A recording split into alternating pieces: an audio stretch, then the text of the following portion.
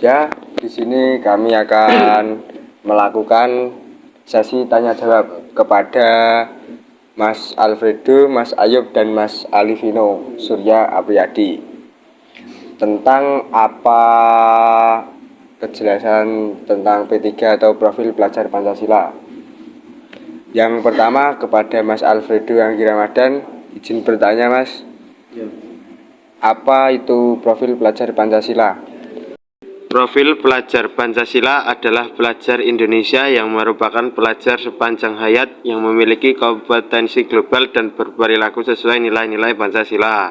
Ya, terima kasih Mas Alfredo.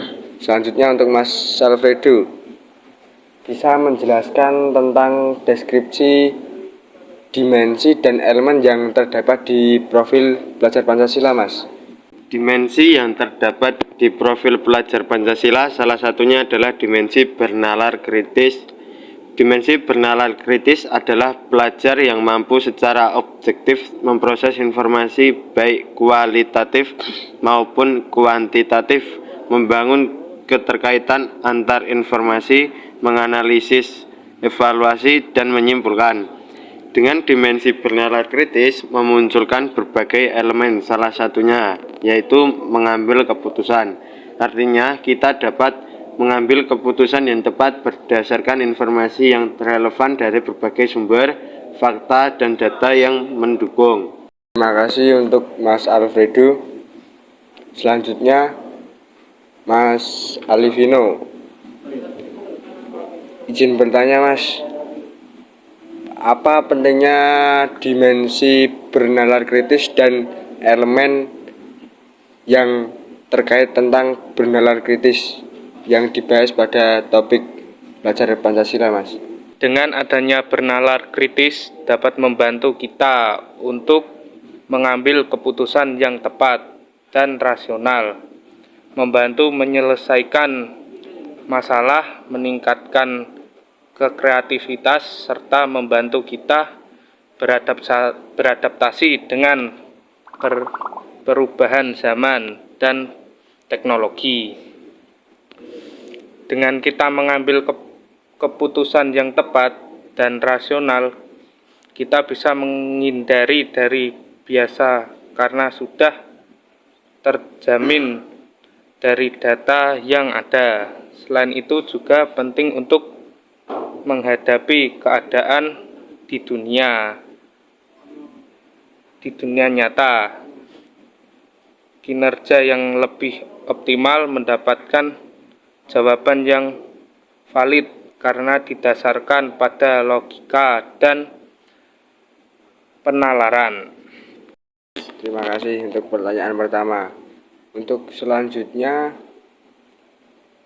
realita pelaksanaan bernalar kritis dan pengambilan keputusan yang tepat itu dilakukan dengan apa, Mas, biasanya? Ya, tidak mudah percaya pada informasi yang diterima, tetapi mencari kebenarannya terlebih dahulu dan mampu memperhitungkan faktor-faktor relevan dan dapat membantu dalam evaluasi informasi yang ada.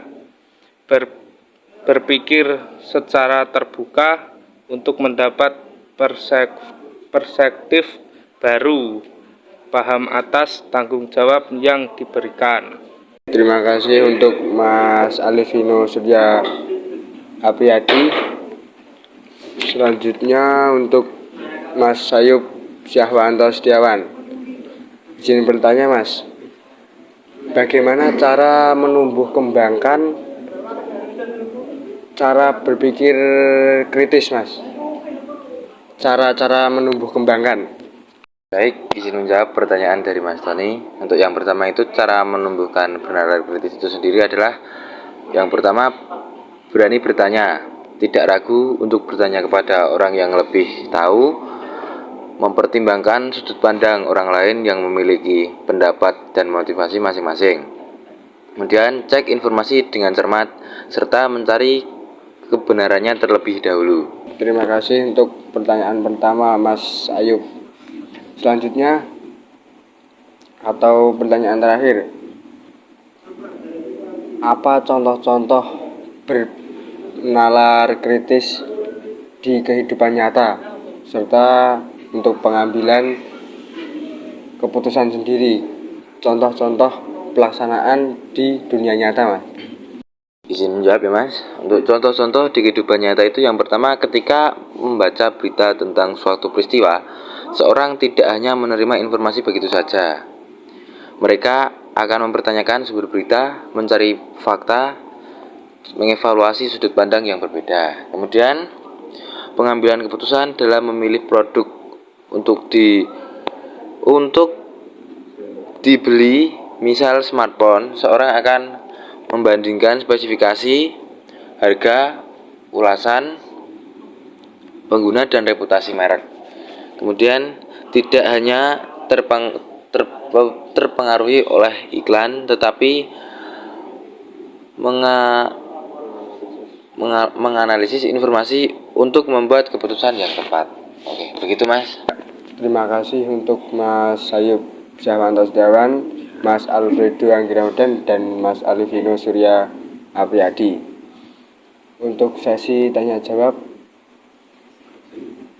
selesai di sini dan kita akhiri. Cukup sekian, ada kurang dan lebihnya kami mohon maaf sebesar-besarnya. Wassalamualaikum warahmatullahi wabarakatuh.